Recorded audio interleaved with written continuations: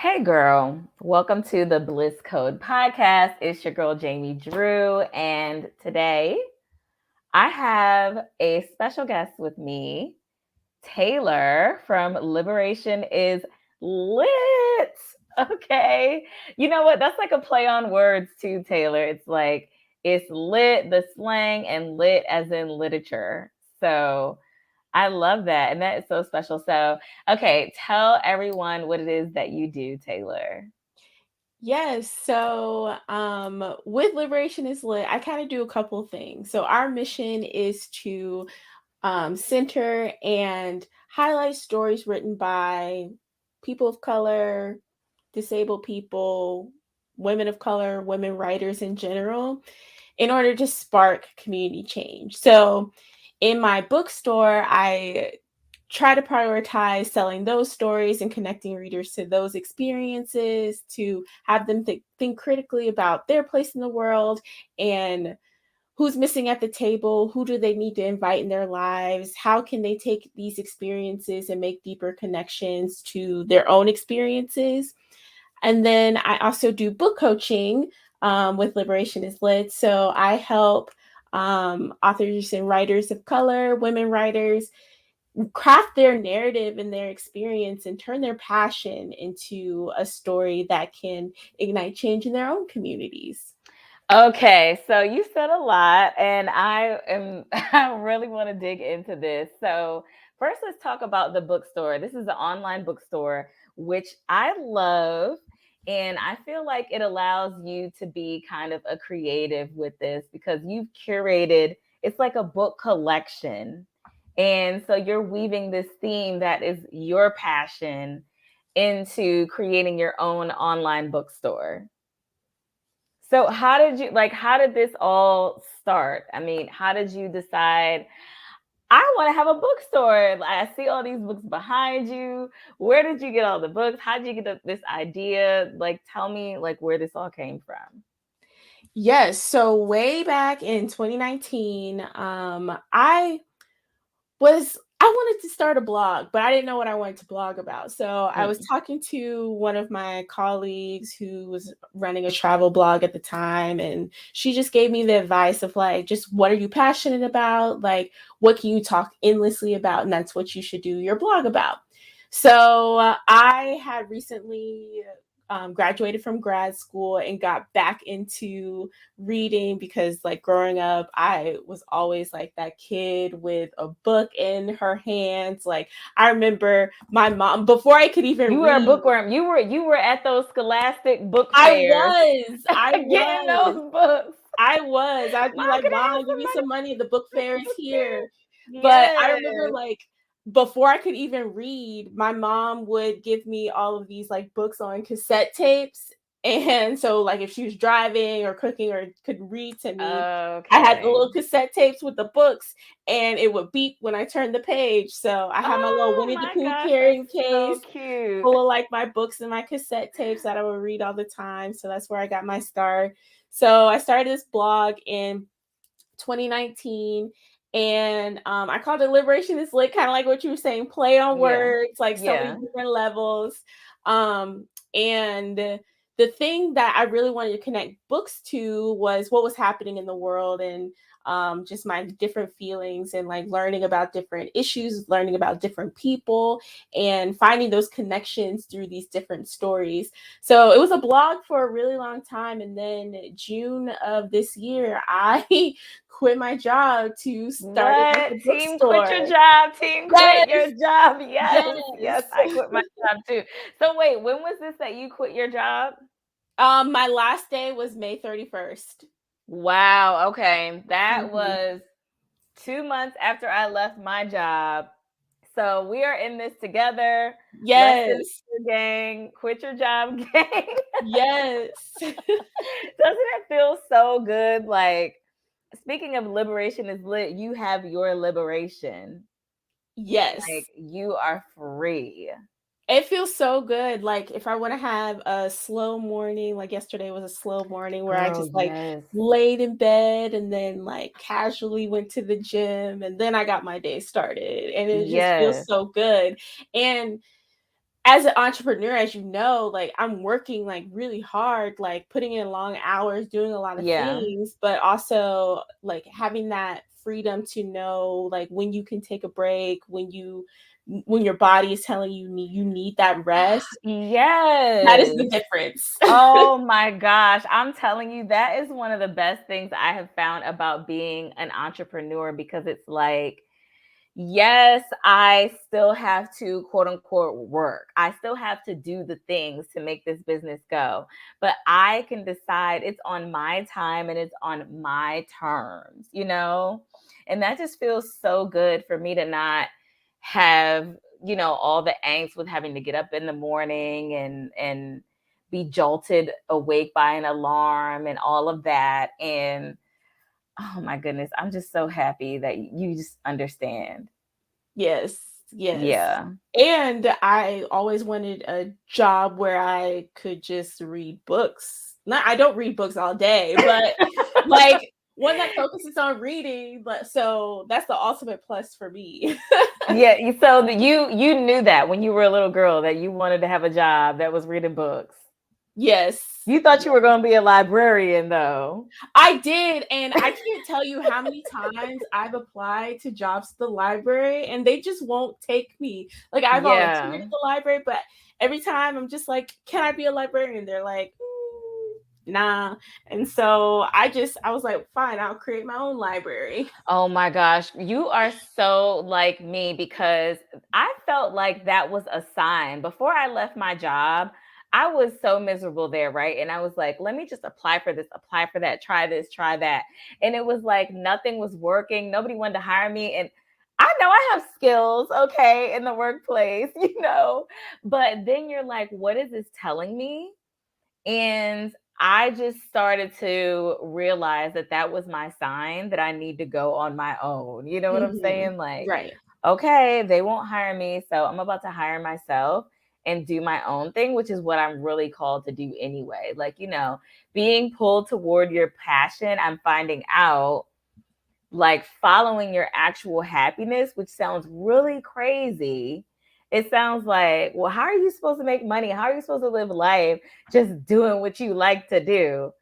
That's how you make the most of it because you're happy to come and do it. Yes, and like every morning I wake up and I'm like so grateful that I'm living the life that I'm living. And Mm-hmm. I know like the old school people in my life, like my dad and my uncle, my grandpa, they're just like, so you quit that. Well, at first when I quit my like job at the University of South Carolina, they're like, you could quit that good government job with those good benefits to do not what? that not that good government job, girl. And I'm just like, well, and they just don't understand. Like with my sister as like a realtor, like it's concrete. Mhm. They're like, oh, Yeah. okay, she's gonna be making money. But then with me, they're kind of like, oh, do people still read? Do people buy books? Like, what's your plan? Like, are you gonna have to like when are you going to get a job? Have you been applying on the side? I know you're really passionate about this, but like, and I'm just like, Get a no. real And job. right. And what Quote I unquote found real is job. when I stopped trying to do everything that people like gave me as advice or this is what you should do, this is what like the direction you're supposed to be going, and started living in alignment to what I was passionate about, Girl, like yes.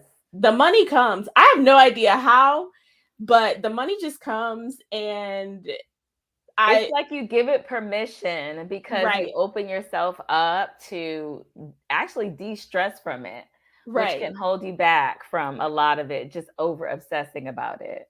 Mhm. So tell me how you got all those books behind you. Like, how did it get started? Did you start just buying books out of the wazoo? Tell me the rest of this story. Yes. So I amassed my huge collection. It took a while for me to build this. So at first I well my secret to reading a bunch of books that I do is audiobooks. I listen to audiobooks constantly. Yes. So I would get them from the library on the Libby app and just like listen to a bunch Okay. of books. And then I just started doing like reviews and things. I got a job as a contributor to this blog called the Feminist Book Club.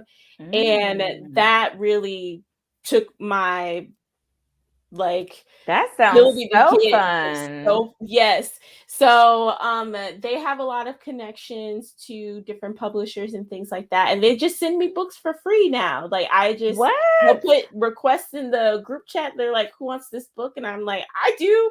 So I got a lot of books that way. But then I started making connections with publicists and PR reps for these publishing companies. And they were like, oh, we really Nice. liked your review. We really liked your podcast interview on the Feminist Book Club. Like, would you be interested in doing this on like your personal blog? So that's how I've been building up that. And then even a lot of independent authors and like small press authors, they've been reaching out to me like, hey, I'd love to send you my book for you to do a review. So that's how I get a lot of Nice. free.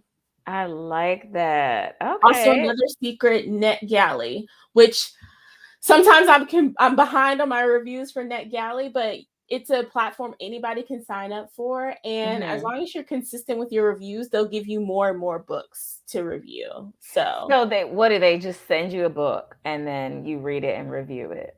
yes, you have to work your way up to get the physical copy, but there's a lot of Okay. books and audiobooks that you can get starting with. Okay. Okay. Mhm. So, okay, I'm assuming that you've read a lot of books, and I know, like, before we were recording and everything, we were talking about books and just talking about how you're a book coach and how you have a bunch of books and just how you put these collections together. So, you've heard a lot of stories, is Yes. basically what I'm getting at.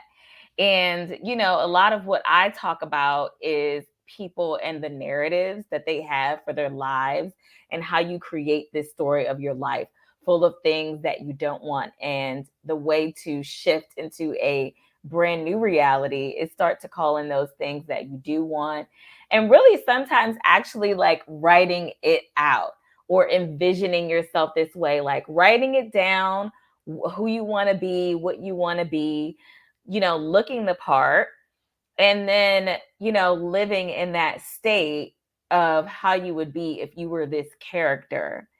So, what are some things like that you have seen in these characters in these books that we can like take away from, recreating our own life stories?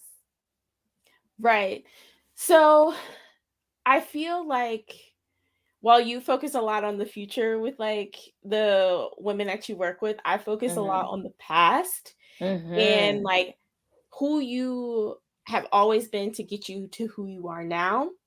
And I like to kind of in a lot of my posts I talk a lot about representation and how seeing people in different kinds of stories matter, because when we see people in different kinds of stories, that allows us to realize what the possibilities are for ourselves. So I love um that. yes, I go on a lot of rants about books about messy black women because Mhm. I feel like they get such a bad rap. Um like books like Queenie by Candace Carty Williams and Luster, like those are a couple like the big ones where it's Mhm. about black women in particular who are trying to figure out things. They're making mistakes, they're getting things wrong, and people are like, well, this book was bad because I can't relate to this character, or I don't like the way this character is representing black women. But in the Mhm. end, they're not focusing on how that character pulls through and takes all of the lessons that they've learned from all of the mistakes to become a better person Mm. and become get closer to the person that they want to be. They're always just focusing on like the negatives of, oh, well, like this person was messing around with this guy who obviously would never love her back. Or why was this person like so involved in this married couple and like the So instances. you're rooting for the messy story. You I like the messy, am, but okay, I see what because you're it gives saying people now. hope to be able to pull through in the The end. whole Like entire story. yes, like you have to like because we all make mistakes, and there's Right. some things that in our lives that we're not proud of, but if we dwell on those things, like, we're always going to be stuck in that identity. And it's the same for how people judge these characters in the book. They're always dwelling on the negative and being Mm. stuck in that one identity, when this character is, but you forget this character is like a boss when it comes to like her work life, or this character Okay. is like always putting her kids first and is a great mom. Like, you're just focusing on these one little negative things that you can't focus on the holistic aspect of the person and how they're developing Ooh, you through using all words of that I that. love. Yes. Holistic. Yes. I love that. Like seeing the person for the totality of who they are and Mhm. not just zeroing in on the negative parts of the story that you saw. Right, because we shouldn't do that in our own stories. We shouldn't Right. limit ourselves to the worst things we ever done, or oh, we Oh, keep wow. making mistakes. Like, let's do like these characters and extract the lessons about how we can become better parents, how we can become better spouses, how we can become better business women, how we can just become better people in general by all of these things that we see as faults in our lives. I love that. That reminds me of like a couple things, but just right off the bat, I was thinking about wabi sabi. So I talk about this Japanese concept a lot where it's focused on imperfection and impermanence. And I just love that. And I think about that in my art a lot. When you're painting all these different layers, it might look ugly at first, but then it comes out looking great. So that's like reminding me of what you're saying. It's like your life is a whole robust story. Don't zero in on this negative thing. How does that work when you're talking to like the authors and everything that you're working with? How do you get them, because I'm sure they're dealing with things like that we all deal with, lack of confidence, imposter syndrome. How do you get them to see, I am an author, I do know what I'm doing, and I do have myself a robust story? Because I know you and I were discussing like how you tell your clients that their story matters within the story of their writing. Can you talk a little bit about that? Yes. So I'll talk about one of my, I hate to have like a favorite client, but like my very first book coaching client, she has to be my favorite. She's like this Black woman in her 70s, and she's just like, I'm not a writer, I'm not an author, like I don't know like how to even write this book. And I'm like, don't worry, I can help you. So she really wanted to write a book about how Black nursing students can succeed in like the nursing field. And I'm just like, honestly, you start with everything that you felt like you needed in your journey as a Black nursing student and what you Yeah. want to share. Yeah. And then you take aspects from your own nursing journey and share what worked for you, what you wish you had, things like that. And she was like, when I started thinking like that and talking to the students as if I was talking to my younger nursing self, Yes. that changed the game.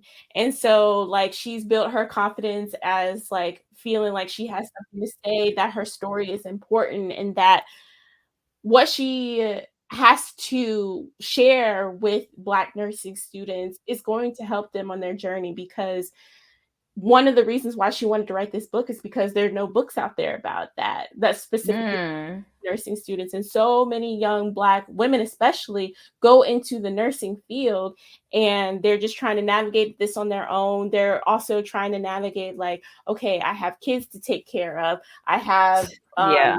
to worry about transportation, I have to help my family um provide for the household.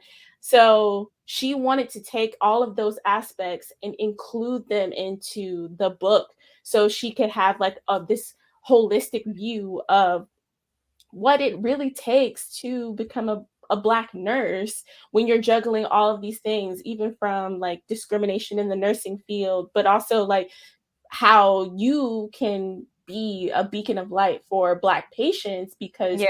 you understand their experience. So having, at first she just wanted to write like a how-to guide, like how to do scholarships and how to do this. I was like, no, like to make this book successful, you need to put yourself in your Yourself in story. it. Mhm. Yes.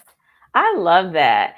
And I love how you showed her that, because, a lot of times, like when we're having imposter syndrome and we don't feel like we can be it right now, like you were saying, like looking towards our future. But no, it's like, what do you have right now? And how can you help people that don't already have that? That really Mhm. makes you look at yourself in a different way, because you're like, on a scale of 1 to 10, you're like, oh, I'm not a 10, so I can't tell my story, or I can't teach, or what I have to say is not valuable. But even if you have a 5 level, what about 4, 3, 2, and 1? And what can you give to those people on those levels, from your Mhm. experience? So I love that. I know I had you like, I was going back and forth about what kind of books that I wanted to see from you. Let me see some books, because I get so excited when you post stuff online. I want to talk about some of the books that you felt like were important to bring to life today. Yes, I know one that you brought up was the Black Girls Must Die Exhausted book. Yes. Okay, so that was actually a series of books that the author wrote to, and her main goal was like there's a whole like author's note in the beginning that talks about like how there's not a lot of representation of like how much Black women give of themselves and how they deserve rest and to be taken care of, because in a lot of the stories she was reading, it's about Black women taking care of all these other people, and they don't have enough room to really take care of themselves. So the story talks about like how all of that like stress and stuff affected her physically, Mm-hmm. and like also like the relationship she was having or the relationship she wanted to have, and how she didn't have time to focus on any of that because she was too busy spreading herself so thin between her family and her career and all of these people who were demanding things of her,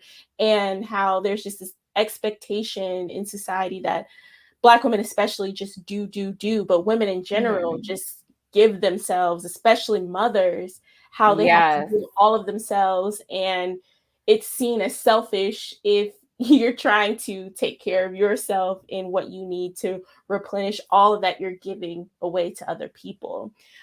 So How did she that pull herself out of that? Like, how well, did she get to the other side?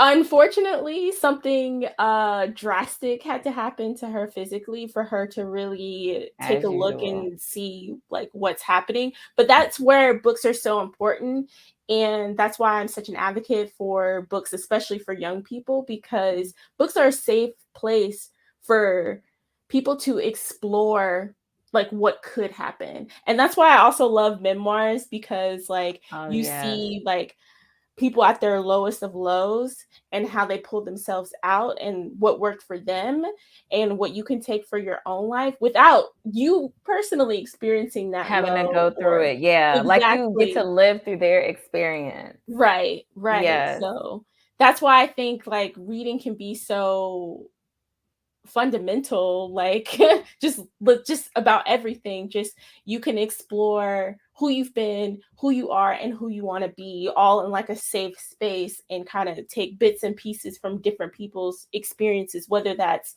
fictional or non-fictional, and see what lessons you want to extract to apply to your own life. I love that.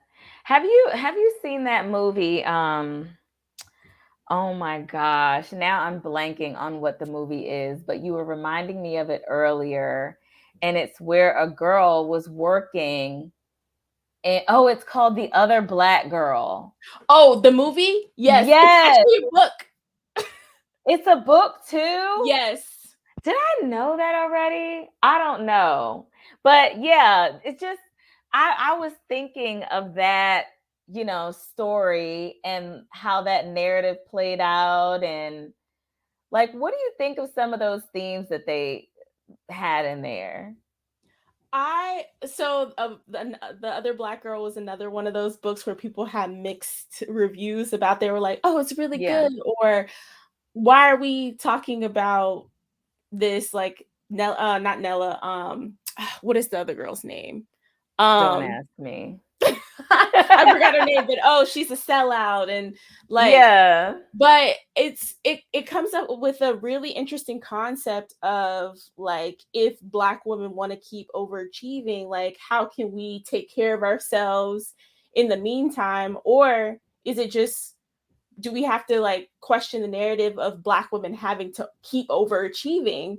Mhm. So I really enjoyed that book, and that book especially had me thinking about I was having a conversation with my previous coworker at the time, and we're kind of very different. We're both Black women, but so like I have been around white people all my life, and Mm. I just naturally have this like bubbly and upbeat personality, and I try to connect with different people. And she is darker skinned, she's bigger than I am, and her voice is deeper, and that automatically gets coded as she's more aggressive and things like that.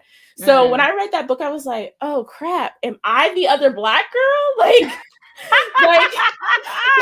You might be the other Black girl. yes. So like one of the like tangible books that I read that made me question, like, okay, like yes, Black women face all this discrimination and all these barriers and things like that, but there's also privilege among us too, and like Yeah.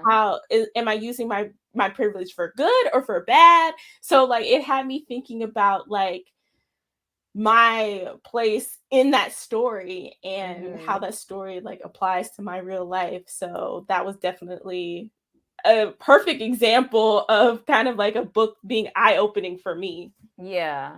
I don't know if you if you watched the movie also, but one of the points that I was noticing in the movie, it was kind of interesting how they were twisting your mind and making you think about certain things. Because one of the things that I noticed is how all the people who had kind of been warped, right, by this magical hair grease that turned them, basically docile, right? Mhm. But um there was like a little nod in there towards being happier in life by not hyper focusing on negative things. Mhm. Did you pull that out of there? Like a little hint of that, where it's like, that's an interesting perspective Yes. underlining this narrative.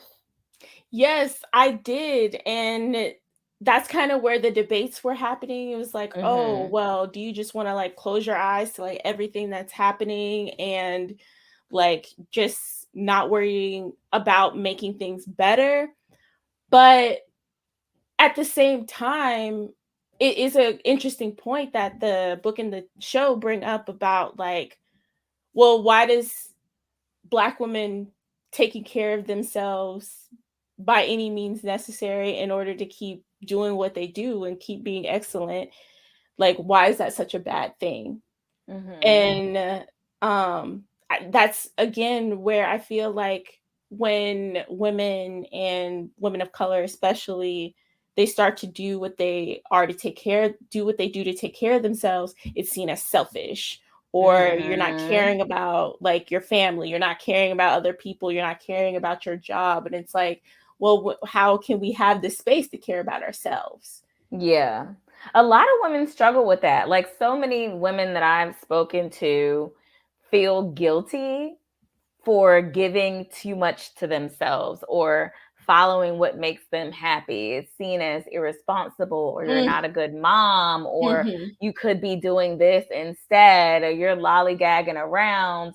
It's just kind of seen as a negative thing, even to the point, I mean, I could point out so many like terms and narratives that we have on us for taking care of mhm. ourselves.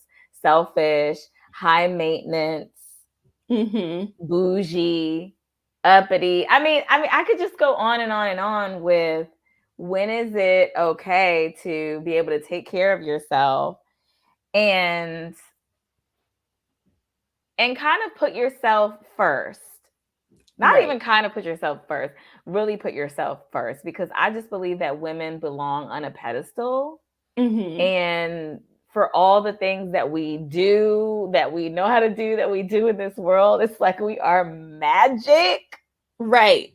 And it's like the people who have the most, to give and that change the world and other people's lives so much, we deserve to be revered. Right. So that's Instead really of this how. expectation that, oh, that's just the standard where you're supposed to do, like going up is no such thing as going above and beyond because that's the standard. Right. Exactly. Oh my gosh, you just remind me. That word is like a trigger word for me, standard, because I am in love with Gordon Ramsay. Okay. And girl, when he goes in those restaurants to tell those people, like, this is why your restaurant is failing, it's because they don't have a standard. He's always like, standards. You must have standards. Mm-hmm. So I just love that, because that's what I feel like really will help people to create this new narrative for their life, and to, have this story that they actually want to be living, like come out on the other side, is by flipping the script and saying, no, I'm on this pedestal. No, I deserve all of this. Mm-hmm. This is where I'm supposed to be, and setting a standard of what you won't go below. Right. Like, that's really how you get to the other side, is by saying, deciding like what you will and won't do, and what type of person you're gonna be. Right. And that reminds me of the book I recommend to like all Black women is but all women in general, a Renaissance of Our Own, a memoir manifesto by Rachel E. Cargill, because Okay, girl, you're gonna have to text me that. yes, it's like one of the most life-changing books I've ever read, because like she starts out with her own personal manifesto, and then she Mm-hmm. goes through like obviously her life and like her life growing up and how she like went to build the business empire that's based on centering the mental health of Black women. But you also get to see how she started identifying her values and living her Yes. life by the values she set from her personal manifesto. And it also gives you Whew. little prompts and work reflection questions to write your own manifesto. So Oh, I like love after I that. read that book, I was just like, okay, these are my three biggest values that are important to me: community, ease, and wanting to make a difference in the world. And every decision moving forward in my life, if they don't align with what my values are, it's an easy Yes. no. And Yes. that I way I was started just. living the life I wanted to live. Whoo, girl. Oh my gosh. Okay, you have to text me, email me, whatever, that book, because I need to read that. First of all, I love a good workbook inside inside of a book. But Mm-hmm. also, I was just talking about this, like, come from the mind space of that person that you're like, I have decided that this is it, and anything outside of that is a no for me. Like, Mm-hmm. remember how people used to have that "what would Jesus do" bracelet. Mm-hmm. It's like, what would this version of me do? Period. Mm-hmm. And that's how I'm living, nothing else outside of it. Right. I love that. I love that. Okay. So we are running out of time, and I'm having so much fun. But let me see. Let me make sure. Let me read, make sure there's no other questions that I missed talking to you about. Um, I guess, like, from being a bookstore owner, being an advocate for women's stories or marginalized people's stories, everything that you do with all of your coaching and everything pretty much combined, these stories, like, what is the biggest takeaway that you can tell people from that they can learn from all of your experience, all of the books you've read, all the coaching you've done, what is something that they can, or a couple of things that you want them to take away? Well, the biggest thing is your voice and your story matters, and you can use it to shape the world into a better place. That's definitely like the root and the heart of all of the work I do. Because for so long, like, I didn't think my voice mattered, I didn't think my story mattered. And I forgot to put this part of my introduction. I'm also an author. So I just recently published my first poetry collection called Congratulations. You're Not Supposed to called Phases, and it's all about everything I talked about today, just feeling like I was too much, I was feeling too much, I was too sensitive, and that's a burden to everybody around me, to Yeah. having this mask of perfection that I project to other people so they don't see like the messy parts of me, and then Yeah. unlearning all of that to live truly in alignment. So that writing those poems and even publishing it for the world to read, I learned a lesson of radical vulnerability Oh, and not being afraid to hide all of these secret parts of myself, and just because at the end of the day I was like, I didn't know who I was. I was just a mixture of what I thought other people wanted me to be. oh, So okay. yes, through this radical vulnerability process, I realized that like I love who I am, whether that's the awesome parts that people think are so cool, and also like the messy parts that I'm a crier, I'm a crybaby, I'm Yeah. sensitive, I have a lot of emotions, like even loving those parts of myself and sharing those parts with the world, um, to show the world me and not just who I want them to see. Yeah. Huh, I love that. And you know what? If so many more people would do that, just be authentic, just be who they are, mm, it would be lit. Mhm. Yes, yes. Yes, because that is, and that's just, it's just coming right back around to where we started. Liberation is lit. The freedom of it Mhm. all, the freedom that comes with authenticity, that comes with being your true self.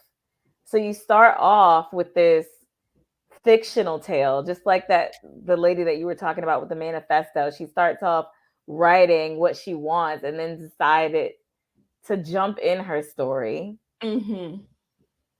And by being yourself, which is probably a different person from a lot of people who they are now, Right. projecting like a collection of other people's stories, who other people want them to be, but Mhm. then finally having the freedom to step into a new character, which is Mhm. your actual self. Right. You've been acting this whole time. Surprise! Mhm. You were a character this whole time. And Mhm. now being yourself and the freedom of that, the liberation is so lit. Yes. I like that.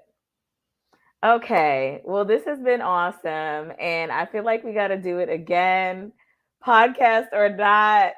We need to Right. have like a book night, Huga books, Yes. like I'll throw some bell hooks soft in there. lighting. You said throw some bell hooks in there? Yeah, because All About Love is also another like transformational book I read just to change my idea about like community love, romantic love, and self love. All of it. Oh my gosh, I love this. You know what I Mhm. want to do? Like put a little section on my socials and everything of books that you have curated that have to do with the stuff that we talked about today. Yes. So stay tuned for that. It's a little mini collab where we will encourage people to read those books and see how it can transform all of our lives Yes. together. And they can buy the ones you have from your stock. They can buy them from you, and we will all get liberated Yes, together. that's the goal. Yes, I love it. Well, thank you so much. Where can people find you? Your bookstore, where can they find you on social media? Give me all the juice. Yes, so you can find my bookstore and all of everything around that, my book coaching and stuff on liberationislit.com. On social, I'm on all the socials except X. I'm not as Twitter savvy, but I'm on TikTok and Instagram and Facebook under at Liberation is Lit. Okay, everybody go follow your girl Tayler at Liberation is Lit and look forward to our mini collab book collection together. I'm so excited about that. Yeah, me too. Well, thank you, Taylor, and thank you, everyone, for tuning in. If you're watching us or listening, if you're listening to your favorite podcast, the Bliss Code Podcast.